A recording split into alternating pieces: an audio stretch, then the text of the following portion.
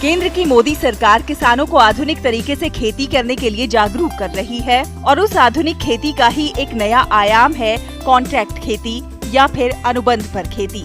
UP की राजधानी से महज 20 किलोमीटर दूर स्थित बाराबंकी जिला अपनी उन्नत खेती के लिए मशहूर है। खेती के लिहाज से काफी समृद्ध माने जाने वाला बाराबंकी जिले के किसानों को उनकी फसलों के उत्पादन के साथ साथ उन्हें प्रोसेस करने और उनकी मार्केटिंग में भी मदद करने के लिए 2 दर्जन से अधिक कृषक उत्पादक संगठन कार्य कर रहे हैं।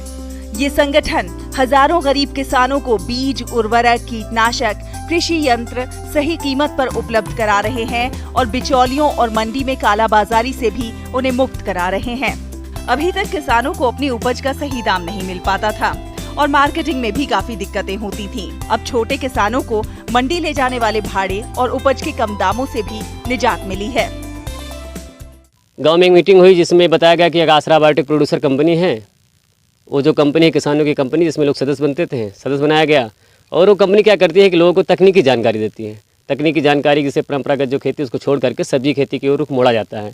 सब्जी को रुख मोड़ने का मकसद ये हुआ कि कम एरिया में सब्जी खेती करके आदमी दैनिक खर्च जो है भरण पोषण सही कर सकता है। मुनाफा ज़्यादा हुआ, हमें बिक्री का डर नहीं था। कंपनी के लोग जो आते हैं वो तुरंत घर से खरीद के ले जाते थे। व्यापारी का झंझट ना कोई बिक्री का झंझट। तो जब हमें ज़्यादा मुनाफा हुआ तो उसके एवज में हमने दोबारा एरिया अपनी बढ़ा दी है।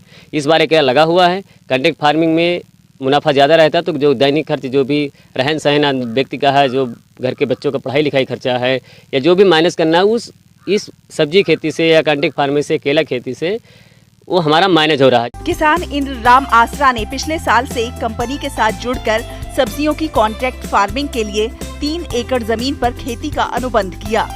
इसके बाद उन्होंने अच्छा मुनाफा कमाया और अपने परिवार की अच्छे से देखभाल के साथ वो बचत भी कर रहे हैं। हमको अच्छा रेट मिल जाता है, हमारे परिवार का भी खर्चा चलता है और हमारा थोड़ा बच भी जाता है।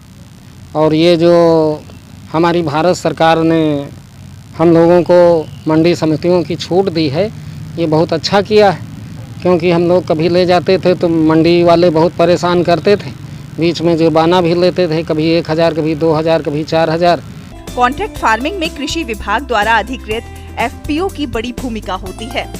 इसमें कंपनियां किसान के साथ अनुबंध करती हैं कि किसान द्वारा उगाई गई फसल को कॉन्ट्रैक्टर एक तय दाम में खरीदेगा। इसमें खाद बीज से लेकर सिंचाई, मजदूरी तक सभी खर्च कॉन्ट्रैक्टर के होते हैं। कृषि कंपनियां ही किसान को खेती के नए तरीके बताती हैं। फसल की क्वालिटी, मात्रा और उसके डिलीवरी के समय फसल उगाने से पहले ही तय हो जाता है। इससे किसानों को सीधा लाभ होता है।